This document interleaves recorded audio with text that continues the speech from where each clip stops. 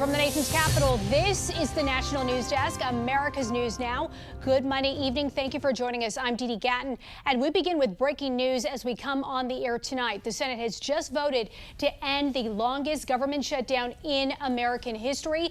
Let's get straight on over to Ryan Smith at the live desk with more on this short-term, Ryan, government funding bill and also what happens next. Yeah, tonight here at the live desk, we start live out at Capitol Hill tonight, where all the action was unfolding late tonight on the Senate floor, where a small band of Democrats voted with Republicans to, yes, move forward and finally reopen the federal government. That vote coming down to 60-40, happening within the hour here. The bill will keep the government funded through the end of January.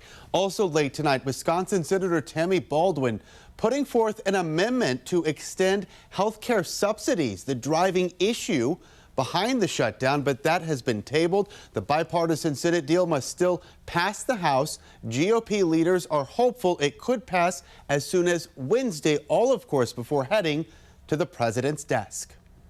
The long national nightmare is almost coming to an end now. It really was a shutdown about nothing. I mean, what we're voting on is effectively exactly what we offered them several weeks back. I mean, you had 8 Democrats who, for a variety of reasons, decided not to continue the fight. And needless to say, I think that was a terrible, terrible mistake. We had the American people on our side. We should have continued that fight. I think the Republicans would have yielded. With the government inching closer to a potential solution here, it was the worst weekend for air traffic control staffing issues since the start of this shutdown. There were 146 staffing triggers reported from Friday morning through Sunday night. Now that means air traffic controllers had to alter their operations, all to keep America's airspace safe. And the 8 senators who helped carve a path for the government to reopen are getting blowback, as you just heard, from their own party tonight after breaking ranks to move forward on compromise legislation. The 7 Democrats and 1 independent include several former governors. None of them are running for re-election next year, while Republican House Speaker Mike Johnson praised the group by putting principle over personal politics. Some of the most prominent voices in the Democratic Party labeled the move as betrayal.